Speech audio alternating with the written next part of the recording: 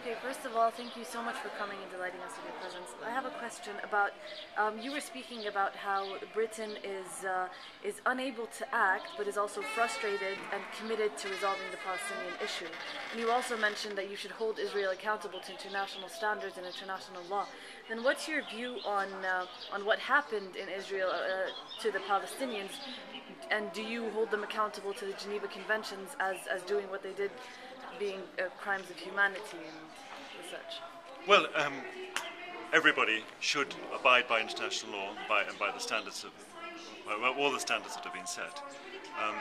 We believe that Israel needs to make peace with its Palestinian neighbours.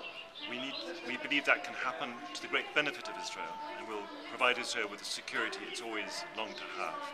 It'll also bring justice as well as prosperity and security to the Palestinian inhabitants, and also a wider peace with its neighbours, with Israel's neighbours, including Syria, of course, which still has territory occupied by Israel.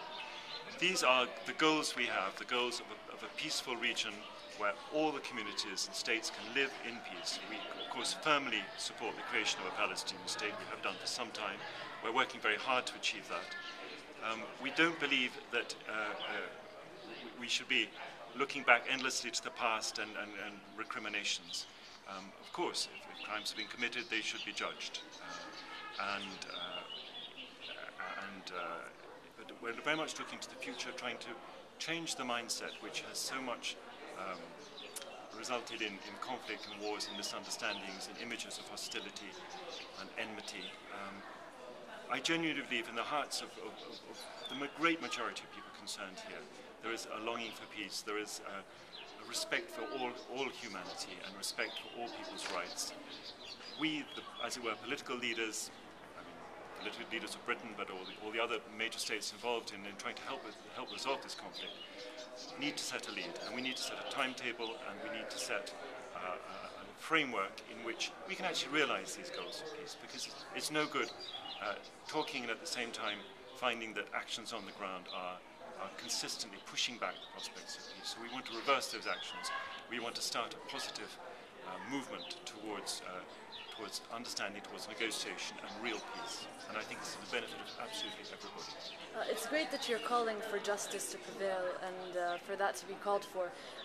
Looking at the current situation, speaking about things that are happening in Gaza, speaking about the settlements that are being built, we know what's going on. We hear a few people calling out, calling for action, saying, listen, this is the truth, this is the matter at hand, but nothing is being done.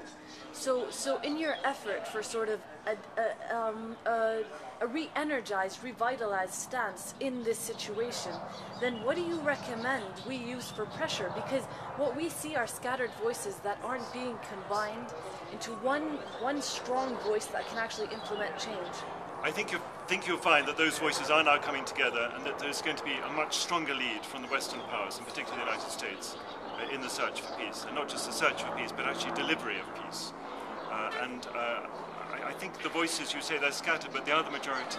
Certainly in my country, Britain, the great majority of people really want to see an end to this violence, this continuing round of violence in this part of the world. We want to see all states living in peace and prosperity, able to plan for their futures, give their families a decent future, and to the benefit of us all. So I've got a very optimistic feeling that this is a strong movement, both in popular opinion but also in political leadership, that we all are strongly committed to finding a solution very soon, real negotiations and a real delivery of a real solution within the coming very short time frame. Inshallah. Thank you very much. Thank you very much.